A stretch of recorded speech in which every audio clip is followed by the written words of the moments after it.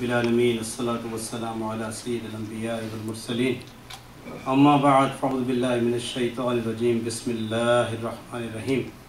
پڑھیے الصلاۃ والسلام علیک یا رسول اللہ، الصلاۃ والسلام علیک یا رسول اللہ، الصلاۃ والسلام علیک یا حبیب اللہ، الصلاۃ والسلام علیک یا حبیب اللہ، الصلاۃ والسلام علیک یا نبی اللہ، الصلاۃ والسلام علیک یا نبی اللہ، وعلی آلک واصحابک یا نور اللہ. وعلی آلک واصحابک یا نور اللہ. آقا دو عالم صلی اللہ تعالی علیہ وآلہ وسلم کا فرمان عالی شان ہے کہ جو مجھ پر ایک مرتبہ درود پاک پڑھتا ہے اللہ رب العزت اس پر 10 رحمتیں نازل فرماتا ہے. سبحان اللہ. صلو علی الحبیب صلی اللہ تعالی علی محمد وعلی آلہ وصحبہ وسلم. میرے محترم اسلامی بھائیوں، صحیح مسلم شریف میں حضرت ابو سعید خدری رضی اللہ تعالی عنہ سے مروی حدیث پاک میں آپ صلی اللہ تعالی علیہ وآلہ وسلم نے ذات باری تعالی کی قسم کھا کر فرمایا ہے کہ نیک صالح مومن اپنے دوسرے بھائیوں کی شفاعت کریں گے. وہ بطور ناز اللہ تعالیٰ سے ایسا جھگڑا کریں گے جیسا کوئی شخص اپنے حق کے لیے بھی نہیں کرتا. ذیل میں اس ایمان افروز حدیث پاک کا متعلقہ حصہ ملاحظہ فرمائیے، جس میں آپ صلی اللہ تعالیٰ علیہ وآلہ وسلم نے فرمایا، قسم ہے اس ذات کی جس کے قبضہ قدرت میں میری جان ہے، جو مومن نجات پا کر جنت میں چلے جائیں گے وہ اپنے ان مسلمان بھائیوں کو بھی جہنم میں پڑے ہوں گے جہنم سے چھڑانے کے لیے بطور ناز اللہ تعالیٰ سے ایسا جھگڑا کریں گے جیسا جھگڑا کوئی شخص اپنا حق مانگنے کے لیے بھی نہیں کرتا. اور اللہ تعالیٰ کی جناب میں عرض کریں گے، اے ہمارے رب، یہ لوگ ہمارے ساتھ روزے رکھتے تھے، ہمارے ساتھ نمازیں پڑھتے تھے، ہمارے ساتھ حج کرتے تھے. ان سے کہا جائے گا جن لوگوں کو تم پہچانتے ہو ان کو دوزخ سے نکال لو. ان لوگوں پر دوزخ کی آگ حرام کر دی جائے گی. پھر جنتی مسلمان کثیر تعداد میں ان لوگوں کو دوزخ سے نکال لائیں گے جن میں سے بعض کی نصف پنڈلیوں کو اور بعض کو گھٹنوں تک دوزخ کی آگ نے جلا ڈالا تھا. پھر جنتی لوگ کہیں گے، اے اللہ عز و جل، اب ان لوگوں میں سے کوئی باقی نہیں بچا جن کو جہنم سے نکال لانے کا تو نے حکم دیا تھا. اللہ رب العزت فرمائے گا، پھر جاؤ اور جس کے دل میں 1 دینار کے برابر نیکی ہے اس کو بھی جہنم سے نکال لاؤ. پھر جنتی لوگ کثیر تعداد میں لوگوں کو دوزخ سے نکال لائیں گے. پھر اللہ تعالیٰ کی جناب میں عرض کریں گے، اے اللہ عز و جل، جن لوگوں کو تو نے جہنم سے نکالنے کا حکم دیا تھا ہم نے ان میں سے کسی کو نہیں چھوڑا. اللہ تعالیٰ پھر فرمائے گا، جاؤ جس کے دل میں نصف دینار کے برابر بھی نیکی ہو اس کو جہنم سے نکال لاؤ. جنتی لوگ پھر جائیں گے اور کثیر تعداد میں لوگوں کو جہنم سے نکال لائیں گے اور پھر اللہ تعالیٰ کی بارگاہ میں عرض کریں گے، اے ہمارے رب، جن لوگوں کو تو نے دوزخ سے نکالنے کا حکم دیا تھا ہم نے ان میں سے کسی کو نہیں چھوڑا. اللہ تعالیٰ پھر فرمائے گا، جس شخص کے دل میں تم کو 1 ذرے کے برابر بھی نیکی ملے اس کو جہنم سے نکال لاؤ. جنتی لوگ پھر جائیں گے اور جہنم سے بہت بڑی تعداد میں خلق خدا کو نکال لائیں گے. پھر اللہ تعالیٰ کی بارگاہ میں عرض کریں گے، اے اللہ، آپ دوزخ میں نیکی کا 1 ذرہ بھی نہیں. حضرت ابو سعید خدری رضی اللہ تعالیٰ عنہ فرماتے ہیں، اگر تم میرے اس بیان کردہ حدیث کی تصدیق نہیں کرتے تو قرآن کریم کی اس آیت کو پڑھو، بے شک اللہ ذرہ برابر بھی ظلم نہیں کرتا، اور اگر کوئی نیکی ہو تو اسے دگنا کر دیتا ہے اور اپنے پاس سے بڑا درجہ عطا فرماتا ہے. حضرت ابو سعید خدری رضی اللہ تعالیٰ عنہ سے مروی ہے کہ رسول اللہ صلی اللہ تعالیٰ علیہ وآلہ وسلم نے فرمایا، بے شک میری امت میں سے کچھ لوگ ایک گروہ کی شفاعت کریں گے اور کچھ ایک قبیلے کی اور کچھ ایک جماعت کی شفاعت کریں گے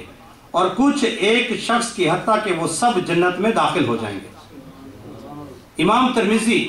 رحمت اللہ تعالیٰ علیہ کے نزدیک یہ حدیث حسن ہے. حضرت انس رضی اللہ تعالیٰ عنہ سے مروی ہے کہ رسول اللہ صلی اللہ تعالیٰ علیہ وآلہ وسلم نے ارشاد فرمایا، قیامت کے دن لوگ صفیں بنائیں گے تو دوزخیوں میں سے ایک شخص جنتیوں میں سے ایک شخص کے پاس سے گزرے گا اور کہے گا،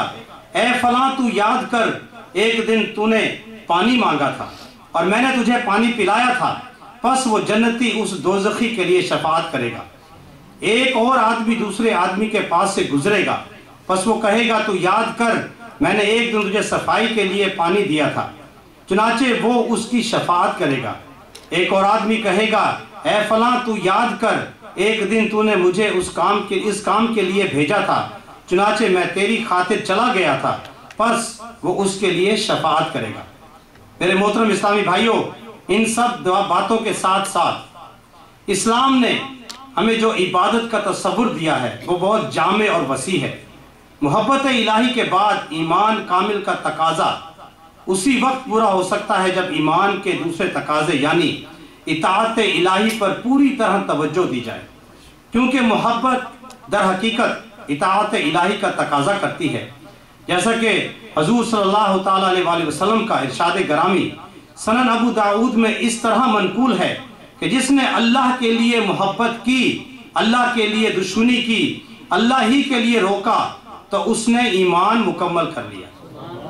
اور یہی وجہ ہے کہ قرآن نازل کرنے کا سب سے بڑا مقصد یہ قرار دیا گیا ہے کہ بندوں کو خدا تعالیٰ کی مرضی اور ناپسندیدگی سے واقف کر دیا جائے۔ اسی بنا پر ارشاد باری تعالیٰ ہے،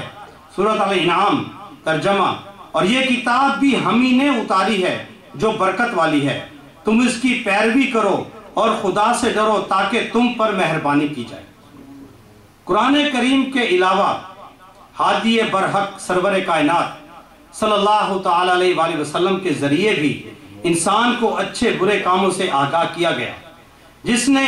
حضور صلی اللہ تعالیٰ علیہ وسلم کی اطاعت کی اس نے خدا تعالیٰ کی اطاعت کی، جس نے محمد صلی اللہ تعالیٰ علیہ وسلم کی نافرمانی کی اس نے اللہ رب العزت کی نافرمانی کی، اور جس نے حضور سرور کائنات کی ذات گرامی اچھے اور برے لوگوں کے درمیان امتیاز کا معیار ہے۔ محبت و اطاعت کا جو تصور ہمیں اسلام نے دیا وہ دوسروں سے قطعی مختلف ہے۔ اسلام ہمیں محبت الہی، احکام کی اطاعت اور اس کے مقرر کردہ ضابطوں کی پیروی و پابندی کی تلقین کرتا ہے۔ قرآن کریم میں اس جامع تصور کو بیان کرنے کے لیے ارشاد ہوا ہے اور اپنے پروردگار کی عبادت کرو یہاں تک کہ تمہیں یقین حاصل ہو جائے۔ یہاں ہمیں یہ بات بھی اچھی طرح سمجھ لینی چاہیے کہ عبادت کا اصلی مفہوم انتہائی تذلل اور عاجزی اختیار کرنا ہے۔ اسی سے ایک لفظ عبودیت بنا ہے جس کا مفہوم ہے انسان خدا تعالیٰ کی بارگاہ میں خود کو نہایت عاجز، انتہائی مسکین، سراسر بے بس اور بے حد ذلیل سمجھے۔ بارگاہ خدا بندی میں اسی احساس بندگی کا نام عبادت ہے۔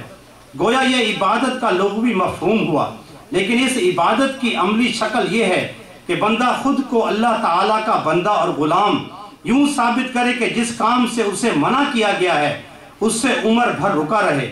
اور جس کام کا اس کو حکم دیا گیا ہے اسے ساری زندگی اسی ذوق و شوق سے کرتا رہے،